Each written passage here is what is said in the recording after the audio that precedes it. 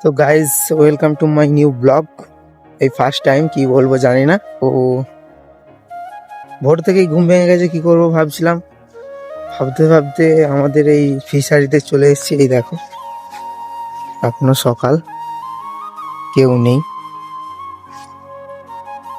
তো তোমাদের কিছু দেখাই, চলো সূর্যটাকে একটু ফিল করো। এটা যে গরিবের দীঘা, এই হচ্ছে দীঘা। ওই সূর্য উঠছে, গরিবের দীঘা এটা।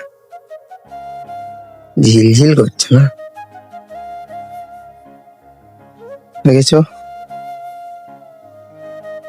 কেমন লাগছে ভিউটা?